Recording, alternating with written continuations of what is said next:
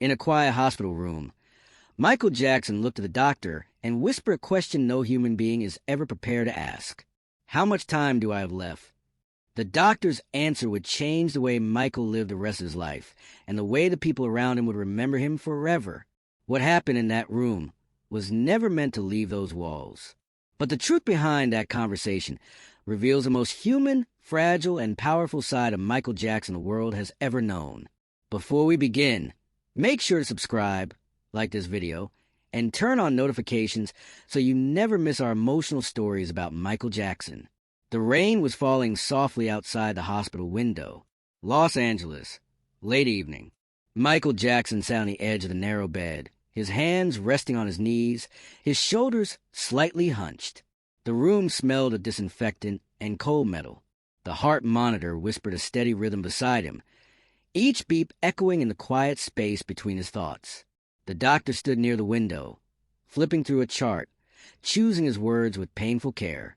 Michael had been silent for a long time. Too long. Finally, he lifted his eyes. "Doctor?" The man turned. Michael swallowed. His voice barely made it past his throat. "How much time do I have left?" The question did not sound dramatic. It sounded tired. The doctor hesitated, then closed the folder. He walked closer and sat in the chair across from Michael, lowering himself to eye level. "Michael, we don't measure life in numbers the way people think we do," he said gently. Michael didn't blink. The doctor continued. "Your condition is serious. Your body has been under extreme stress for a very long time. Your heart is exhausted." Michael nodded slowly, absorbing every word. "Are you saying I'm dying?" he asked.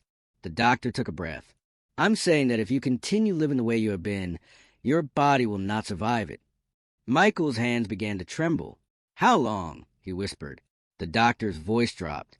"Months, maybe years, but not decades." Silence swallowed the room. Michael stared at the wall, his reflection faintly visible in the glass. "Months, years, not decades." His chest tightened. "I have children," he said quietly. The doctor nodded. "And they need you." Michael closed his eyes. For the first time in his life, the future felt painfully short. The doctor placed a hand on his shoulder. "You have a choice. Slow down. Change your life. Let your body heal. Or keep pushing and the time you have will shrink." Michael whispered, "I don't know how to stop." The doctor replied, "Then learn, because your life depends on it." When the doctor left the room, Michael remained sitting on the edge of the bed, unmoving. The rain continued to fall. The heart monitor kept whispering time. And inside Michael Jackson, something shattered and something else was born. Because that question and that answer would change everything. But what Michael did next would surprise everyone who thought they knew him. Michael did not leave the hospital the same man who had entered it. He walked slowly down the long white corridor, each step feeling heavier than the last, as if the doctor's words had added invisible weight to his body. Outside, the night air was cool and damp, the city breathing around him as if nothing in the world had changed. But everything inside him had. The drive home was silent. He watched the streetlight slide across the window, his reflection drifting over the glass like a ghost of the person he had been just hours before. For the first time, he did not think about the next album, the next project, the next obligation. He thought about his children's faces when they slept. He thought about mornings he had missed. He thought about the boy he once was, standing in a spotlight that never really turned off. At home, he did not turn on the television. He did not check his phone. He went straight to his room and sat on the bed, still wearing the clothes from the hospital, the smell of disinfectant clinging to him. His hands were shaking, not from fear, from understanding. He had been running his entire life. From pain, from memory, from silence. And now the silence had finally caught him. The next morning, Michael woke before sunrise. The sky outside his window was pale, unfinished. He wrapped himself in a sweater and went to the kitchen. The house was quiet. He made tea and sat at the table alone, staring at the steam rising from the cup. "How did I get here?" he whispered. His mind replayed the doctor's words again and again. Not decades, Not the future he had always assumed would exist. Just time. Fragile, unpredictable, shrinking when his children woke. He hugged them longer than usual. Paris noticed. "Are you okay?" she asked. Michael smiled softly. "I'm learning how to be." That day, he began canceling things. One call after another. Tours, meetings, appearances, promises he had made to people who had never once asked how he was surviving the life they demanded from him. Some of his team panicked. Some argued. Some begged him to reconsider. Michael did not. For the first time, he chose himself. The days that followed felt unreal. The phone rang constantly. Messages piled up. The world knocked on his door and demanded explanations. Michael stayed inside. He walked the garden barefoot. He listened to the birds in the morning. He sat with his children and watched movies he had already seen 100 times but never truly watched. At night, he lay in bed staring at the ceiling, listening to his heartbeat, grateful for every sound. He began writing in a notebook he kept beside his bed. Not music, not poetry, confessions. He wrote about fear, about loneliness, about how the applause never quieted the ache. One night, he wrote, "I spent my life being everything for everyone and almost nothing for myself." Some nights he cried. Some nights he slept. Some nights he did both. Weeks passed. His body began to change. The shaking in his hands faded. His chest felt lighter. The constant pressure inside him loosened. Yet the fear of the future remained. He called the doctor again. "Am I doing enough?" he asked. "You're doing everything," the doctor replied. "Now keep doing it." Michael hung up and stared at the wall. He was learning something he had never been taught. How to live, not perform, not survive, live. One afternoon, Catherine visited and found him sitting on the porch. "You look different," she said. "I feel different," Michael replied. She sat beside him. "What scared you the most in that room?" Michael thought for a moment that I was running out of time before I ever slowed down. She nodded. "You're here now." That night, Michael dreamed of a stage with no audience, just him standing alone under a single light. He didn't sing. He didn't dance. He simply breathed. He woke up smiling, but the world would not allow him to disappear so easily. A message arrived from a powerful producer, a massive project, one last global event, something that would define his legacy forever. Michael read the words slowly. Then he folded the paper and placed it in the drawer, because for the first time in his life, he understood something deeper than legacy, time, and he refused to waste another second of it. But the decision to walk away would trigger consequences he never expected. The world did not accept Michael's silence. News outlets began speculating. Rumors spread like wildfire. Headlines questioned his health, his sanity, his future. Some said he was hiding. Others said he was planning something bigger than ever. Michael read none of it. He spent his mornings walking to the garden, feeling the cool earth beneath his feet, watching the sunlight climb slowly over the trees. He sat with his children at breakfast, listening to their laughter, absorbing the ordinary moments he had once sacrificed for extraordinary demands.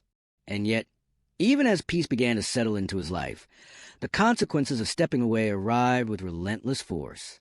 Calls turned into pressure. Pressure turned into threats. Threats turned into fear.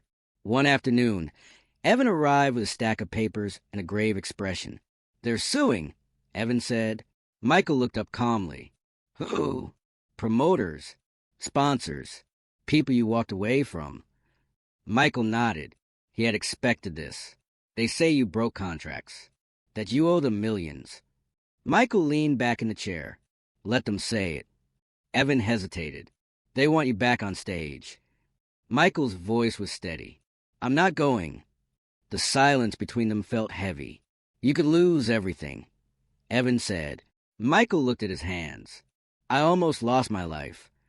That night, Michael lay awake thinking about the boy he had been, standing in rehearsal rooms for hours, learning that exhaustion was the price of being loved. He realized how deeply that belief had shaped him. The lawsuits moved forward. Lawyers called. Numbers were mentioned that once would have terrified him. Now they didn't, because fear had already taken something far more valuable from him. Time. Michael met with his legal team and made his position clear. "I'm not returning to that life," he said. "Protect my children. Do what you can. The rest doesn't matter." Some of his advisors looked at him as if he were losing his mind. But Michael had never felt more sane. As weeks passed, his health continued improving. The tremors were gone. His sleep returned. The panic attacks faded into memory. But the emotional weight of the world's reaction pressed against him. He received letters from fans begging him to come back. Some were kind. Others were angry. Some accused him of abandoning them. One night, he read a letter that said, "You owe us your life. Without you, we are nothing." Michael folded it slowly and whispered, "I owe my children my life." The noise outside grew louder. Documentaries were announced. Stories leaked.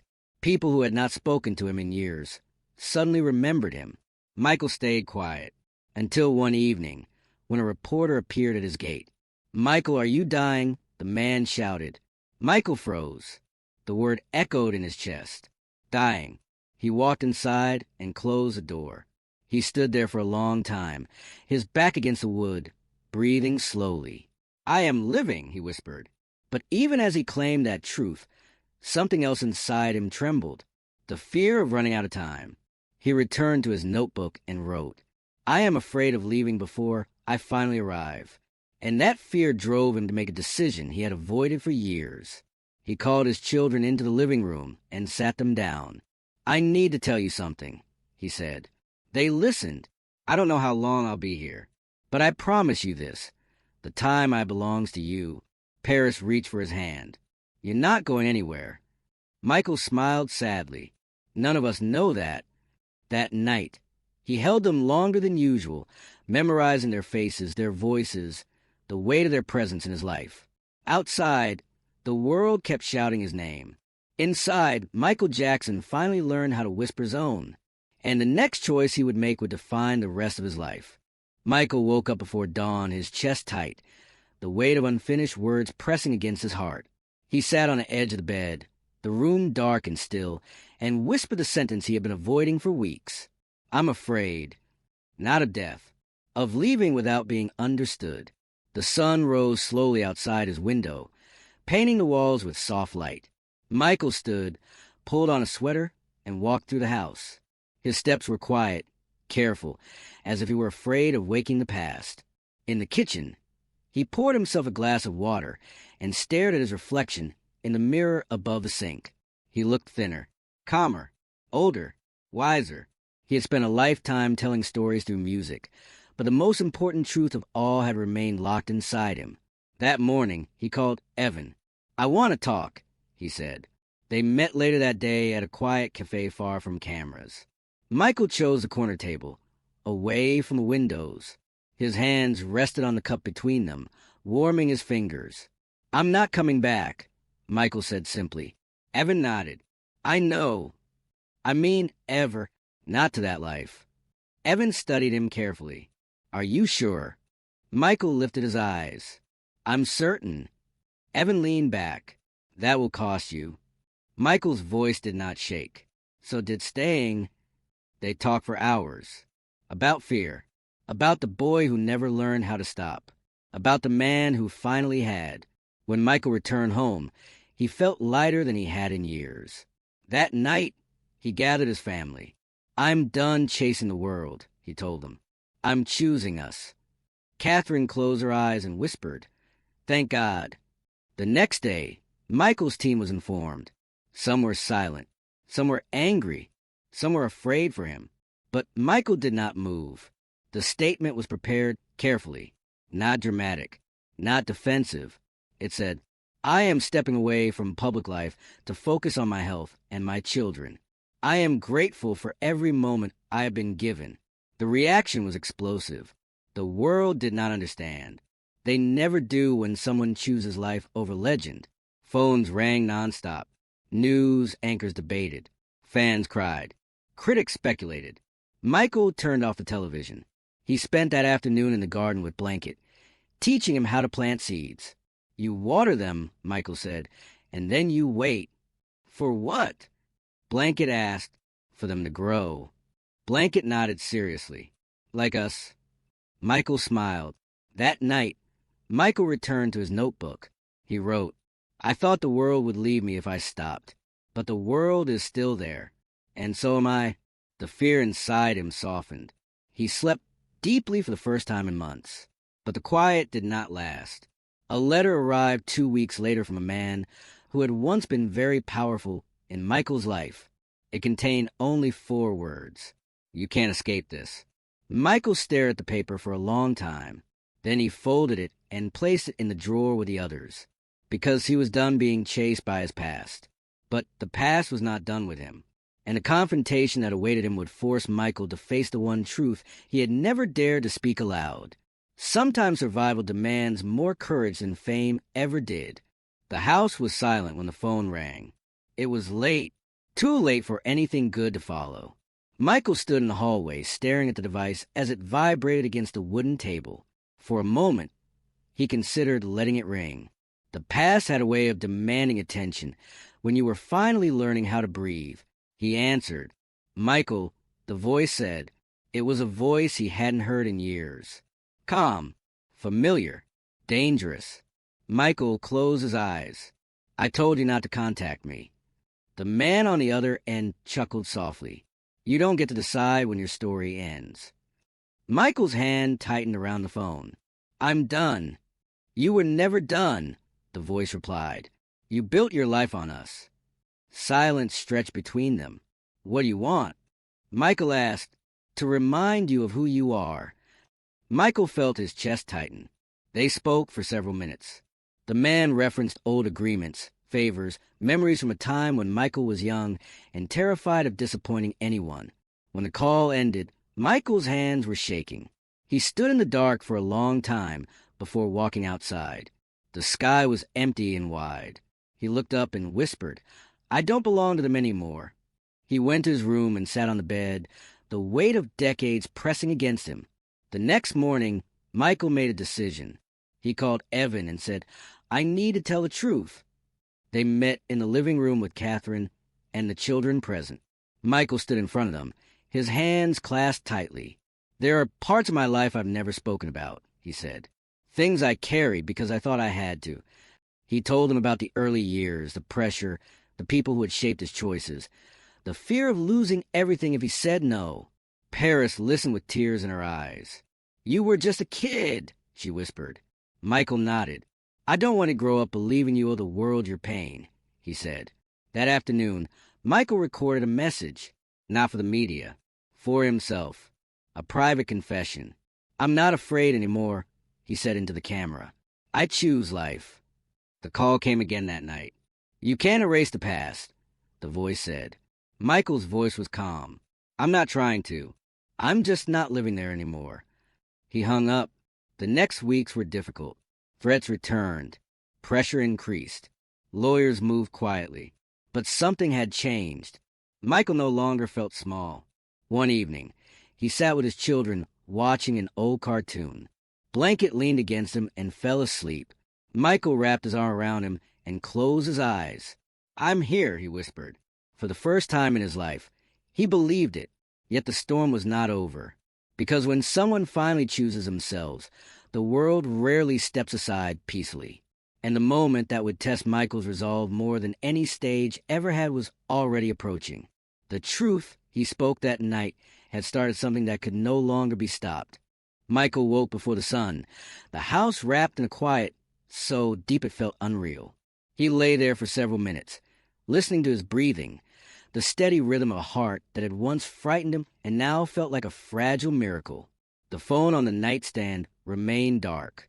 No messages, no voices, just the hum of the world beyond the walls and the faint rustle of wind in the trees outside. He stood and walked slowly through the house, touching the backs of chairs, the door frames, the photographs on the wall, as if making sure everything was still there. In the kitchen, he poured himself water and drank it slowly, then opened the back door and stepped into the morning air. The grass was cold beneath his feet. He welcomed the feeling. It reminded him he was alive. Over the next days, he did something that would have once terrified him. He did nothing that the world demanded. He walked with his children after breakfast.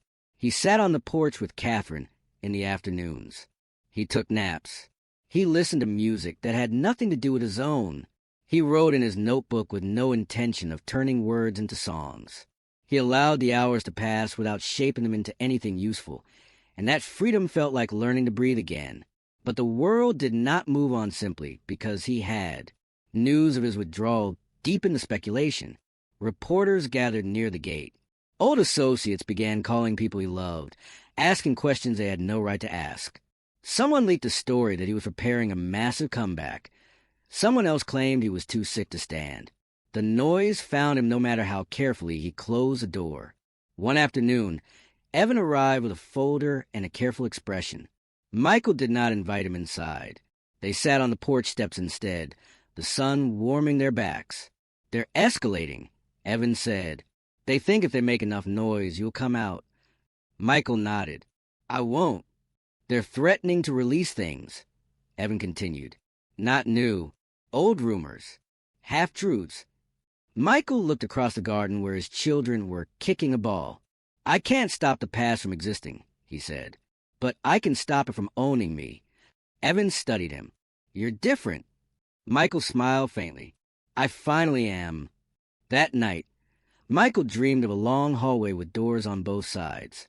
Behind each door was a version of his life he could have chosen. He walked past stages and crowds, past award and applause, past moments of triumph and collapse. At the end of the hall was a small room with a window open to the sky. He stepped inside and felt a calm he had never known. When he woke, the dream stayed with him, like a map he could finally read.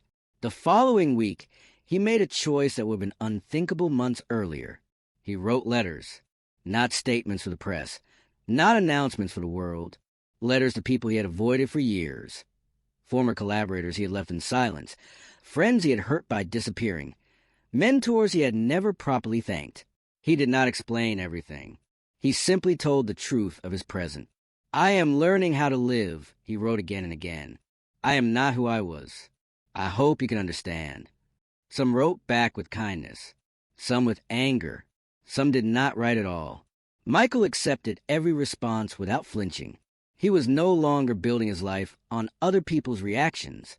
One evening, he invited his children to the living room and played them recordings he had never shared.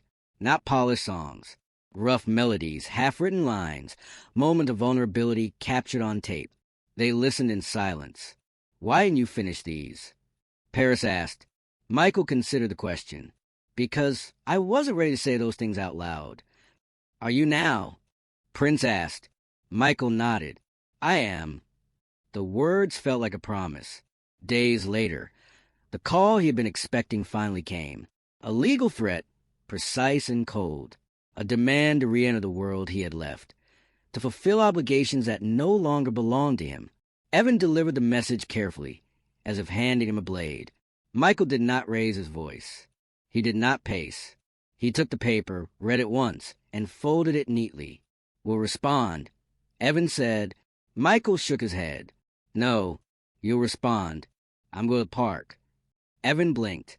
"Now!" Michael stood. "Now!" He spent the afternoon on a bench beneath a tree, watching children chase each other, dogs pulling at their leashes, couples walking with hands linked. No one recognized him. No one asked for anything. The world existed without needing him, and the knowledge did not hurt. It healed. When he returned home, Catherine was waiting. "You look lighter," she said. Michael nodded. "I am." That night he wrote in his notebook, "If I leave the stage, I don't disappear. I arrive." The next morning, he met with his doctors. The numbers were better. Not perfect, but moving in the right direction.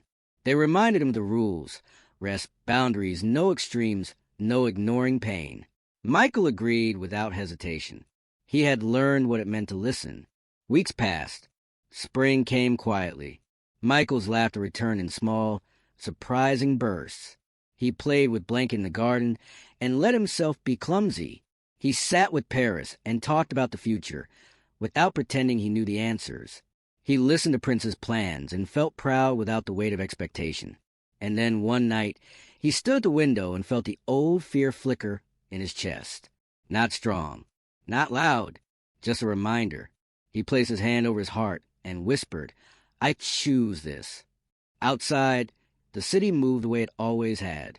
Inside, Michael stood still and felt the rarest thing he had ever known: peace. But the world was not finished testing him. The next challenge would not come as a threat or a rumor, but as an invitation that would force him to decide what he truly wanted to leave behind. Because sometimes the hardest choice is not between right and wrong, but between who you were and who you are becoming. The invitation arrived on a quiet afternoon, folded neatly inside a cream-colored envelope with no return address. Michael recognized the handwriting immediately.